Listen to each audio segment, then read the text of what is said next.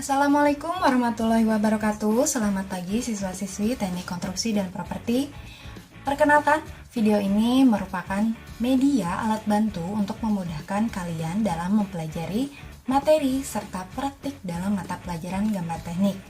Adapun video ini kedepannya akan berisi tentang cara-cara serta tutorial dalam menggambar manual pada gambar teknik.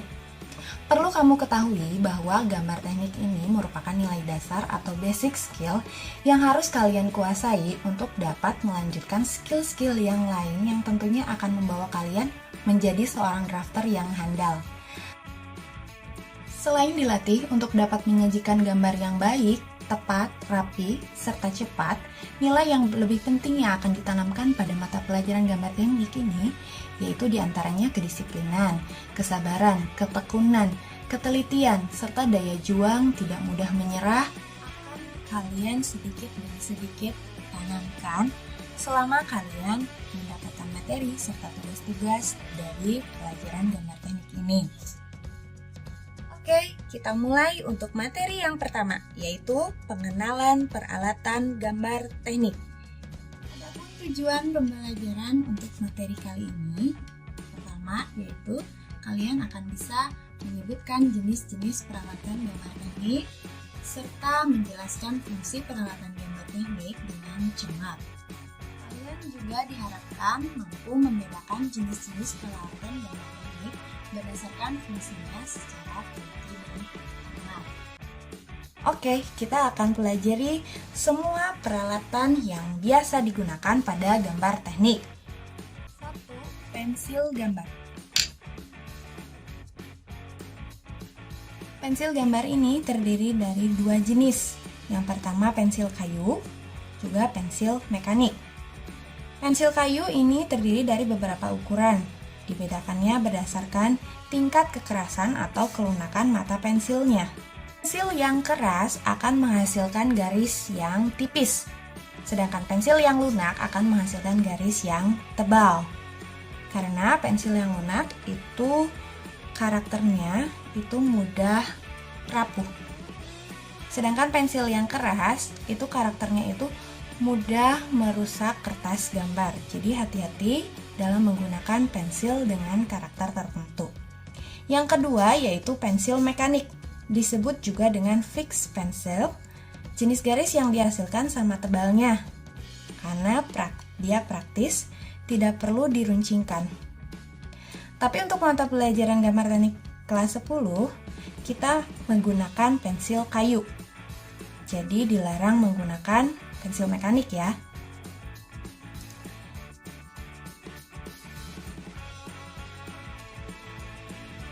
Pilihan nomor kode ini disesuaikan dengan kebutuhan tebal garis yang akan dihasilkan. Mengingat dalam gambar teknik, jenis tebal tipis garis itu memiliki arti yang berbeda-beda.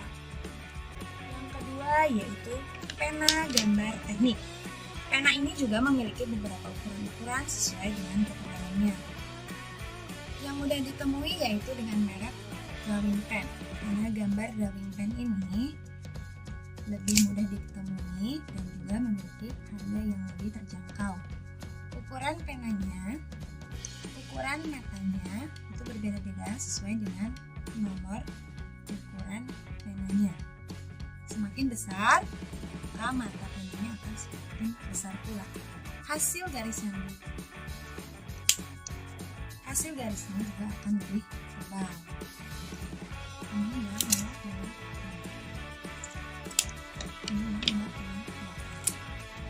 Ukuran-ukuran ini itu yang akan kalian butuhkan dalam membuat tugas-tugas gambar teknik berikutnya. Selain drawing pen, ada juga pena gambar teknik yang disebut dengan rapido. Rapido ini perlu diisi dengan tinta isi ulang. Drawing pen itu sudah ada isinya, tidak usah diisi ulang. Sedangkan rapido itu perlu diisi dengan tinta isi ulang.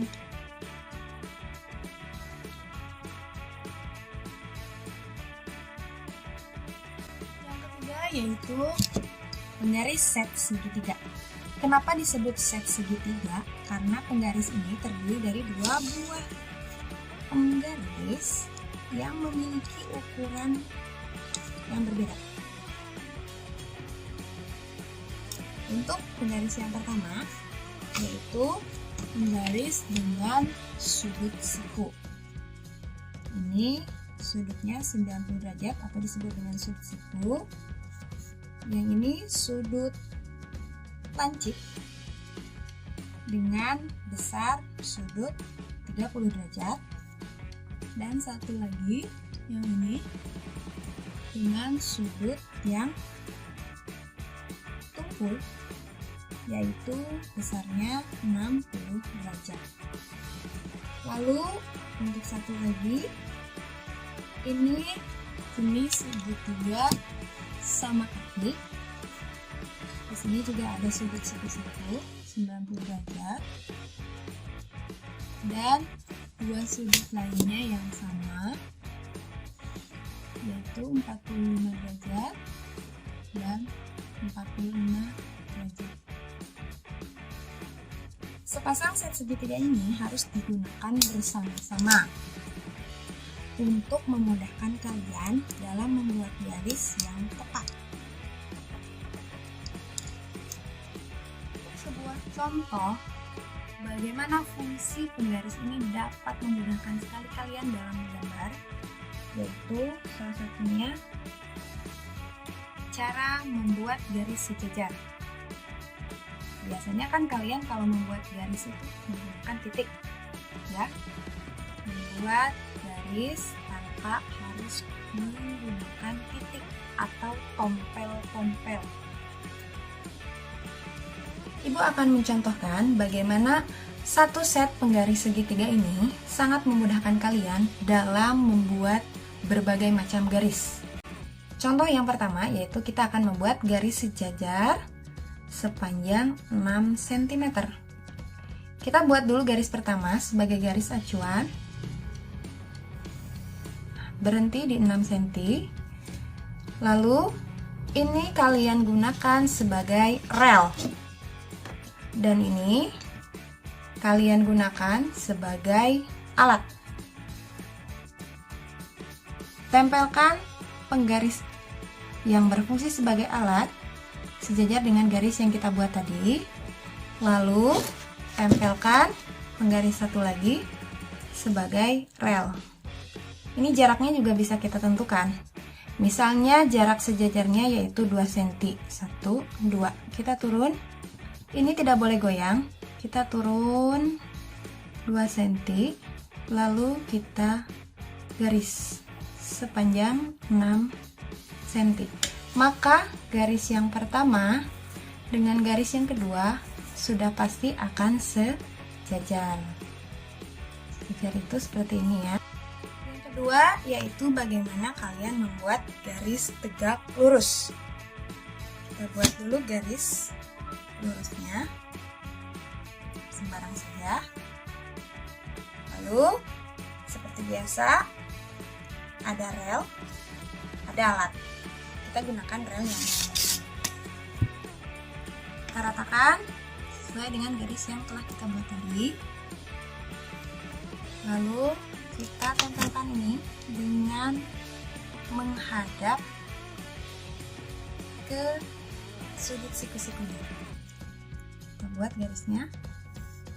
Nah, seperti ini. Ini sudah pasti dia akan tegak lurus atau sudutnya 90 derajat. Kalian bisa cek dengan menggunakan tusuk derajat.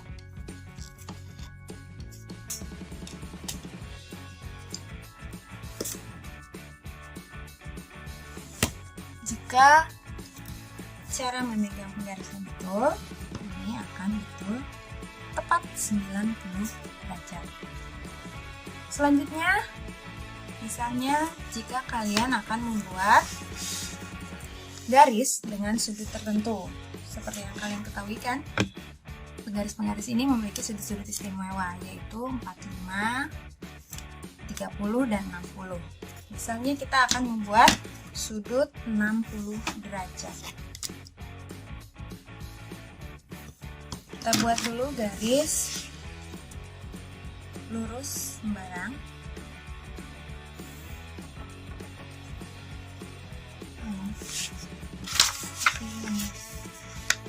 Kita buat dulu garis lurus sembarang. Lalu kita gunakan penggaris dengan sudut 60 derajat yang tumpul ya. Seperti biasa, ini berperan sebagai rel dan ini akan berperan sebagai alat. Pertahankan rel agar tetap diam. Alat yang bergerak.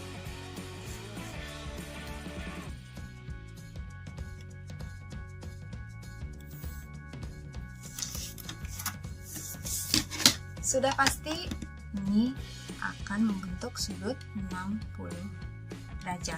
Kalian bisa cek menggunakan busur.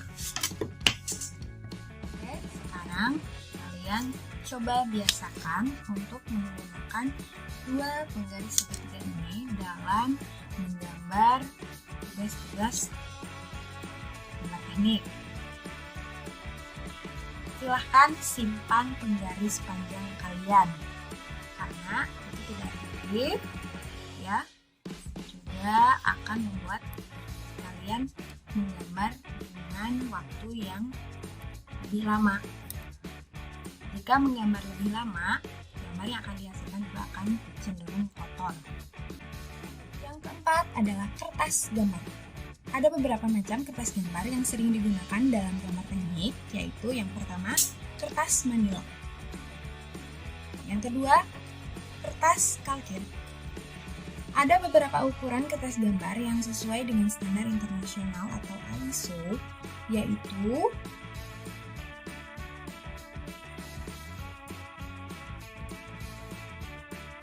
di kelas 10 kita akan menggunakan ukuran kertas standar A3, yaitu 297 mm kali 420 mm. Untuk memudahkan kalian dalam menyiapkan kertas gambar, silakan kalian gunakan kertas gambar yang sudah berbentuk sketchbook.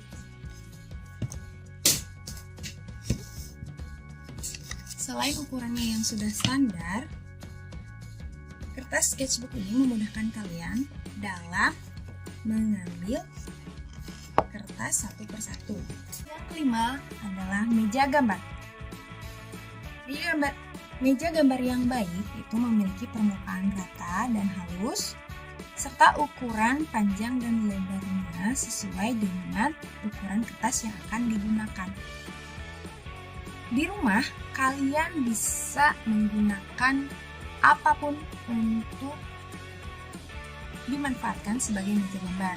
Misalnya, papan dengan permukaan yang halus. Atau misalnya dengan kaca.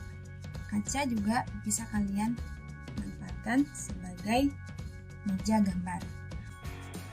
Untuk yang keenam adalah mesin gambar.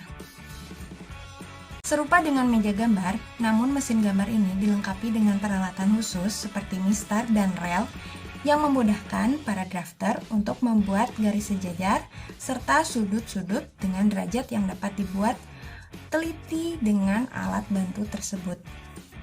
Yang ketujuh, yaitu mal atau sablon. Mal atau sablon ini adalah cetakan bentuk. Ada beberapa jenis mal sablon, diantaranya sablon lingkaran, sablon huruf dan angka, sablon furnitur, serta sablon lengkung. Sablon lingkaran ini memiliki ukuran-ukuran diameternya dalam milimeter. Dimulai dari diameter yang besar sampai diameter yang kecil. Mal lingkaran ini membantu kalian dalam membuat lingkaran-lingkaran atau garis lengkung yang tidak bisa atau sulit dibuat dengan jam. Yang kedua ada sablon huruf dan angka. Sablon huruf dan angka ini juga memiliki berbagai ukuran sesuai dengan tinggi huruf dan angkanya. Yang ketiga adalah sablon furnitur. Sablon furnitur juga memiliki berbagai ukuran. Ada ukuran dengan skala 1:50 atau 1:100 atau 1:20 dan lain sebagainya. Selanjutnya sablon lengkung juga memiliki beberapa ukuran radiusnya 8, yaitu karet penghapus. Karet penghapus juga ada dua jenis, ada penghapus pensil juga penghapus tinta. Penghapus pensil yang baik itu adalah penghapus pensil yang karakternya baik, itu penghapus pensil yang lunak, juga tidak meninggalkan bekas noda hitam saat digunakan pada kertas. Untuk penghapus tinta itu biasanya pada kertas kalkir dapat dibantu dengan silet untuk mengereknya, lalu dihapus dengan karet penghapus tinta. Selanjutnya yaitu erasing shield. Erasing shield ini sesuai dengan katanya, yaitu pelindung penghapus. Terbuat dari bahan seperti pelat besi, ini dapat digunakan untuk melindungi garis-garis yang tidak ingin dihapus saat kalian akan menghapus garis. Misalnya ada sebuah garis, lalu garis lagi. Nah, ini garis yang tidak baik karena dia memiliki kelebihan. Ini harus dihapus. Bagaimana cara menghapusnya? Biasanya kalian menghapus langsung seperti ini. Nah, gawat kan? Ini garis yang ingin kalian pertahankan malah hilang. Dengan erasing shield ini, kalian akan menjaga garis yang tidak ingin kalian hapus ini jadi terjaga. Kalian jangan menebalkannya. Nah, seperti ini salah. Yang baik itu misalnya seperti ini. Kalian hapus dengan erasing shield, dipaskan pada garis yang ingin dihapus, lalu kalian hapus. Nah, garis tadi menjadi rapi. Nah, selain 10 jenis alat yang sudah kita bahas tadi, ada juga beberapa alat penunjang untuk membantu kalian dalam mengerjakan tugas-tugas gambar teknik. Yang pertama yaitu pisau cutter. Pilihlah pisau cutter yang besar dan memiliki material yang kuat. Seperti ini. Lalu yang keduanya yaitu tabung gambar. Tabung gambar ini melindungi gambar kalian apabila akan dibawa kemana-mana. Tabung gambar ini memiliki kelebihan karena dia bisa diatur ukurannya sesuai dengan besar kertasnya. Tabung gambar ini juga tersedia berbagai ukuran. Yang biasa digunakan untuk siswa SMK itu adalah dengan diameter 8 cm sampai 10 cm. Yang selanjutnya ada map gambar. Map gambar ini juga fungsinya sama dengan tabung gambar, yaitu untuk menyimpan gambar supaya tidak kotor. Kelebihannya map gambar ini, gambar yang akan kalian simpan itu nanti akan terjaga dengan baik, tidak menggulung. Jadi mempertahankan gambar kalian supaya tetap rapi, tidak kusut. Map gambar ini juga tersedia berbagai ukuran. Ada map gambar A3, A2, bahkan A1 sesuai dengan kertas gambar yang akan kalian masukkan ke dalam map gambarnya. Lalu yang selanjutnya adalah lap tangan. Lap tangan ini kalian perlukan pertama untuk mengeringkan tangan saat menggambar, itu penting sekali. Karena jika tangan kalian basah, itu akan sangat berbahaya membuat gambar kalian jadi kotor atau hitam.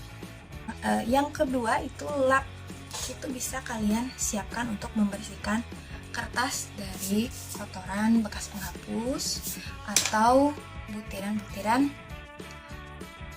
mata pensil yang rapuh. Untuk membersihkan alat, ini tidak disarankan mengelapnya dengan lap kain, tapi silahkan kalian bersihkan dengan kertas bekas. Seperti ini contohnya. Gosok sampai kotorannya terangkat atau nempel kepada kertas. Untuk yang terakhir yaitu selotip kertas. Dalam menggambar, selain tadi permukaannya harus rata, kertas gambar yang disiapkan juga harus dalam keadaan stabil atau diam. Nah, kalian bisa merekatkan kertas gambar ini pada meja gambar kalian dengan menggunakan selotip. Selotip yang disarankan yaitu dengan jenis selotip kertas agar tidak merusak kertas ketika dicabut.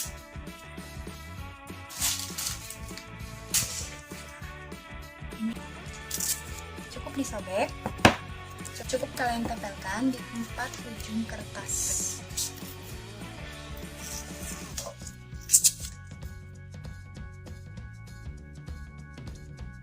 Seperti ini contohnya.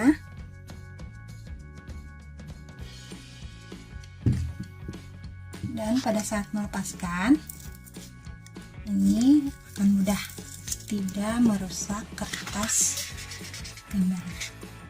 Oke, sekian pembahasan untuk materi pengenalan peralatan gambar teknik beserta fungsinya. Kita akan bertemu lagi di video selanjutnya, yaitu tentang prosedur menggunakan alat gambar. Sampai jumpa. Wassalamualaikum warahmatullahi wabarakatuh. Lihat video lainnya dan jangan lupa bagikan.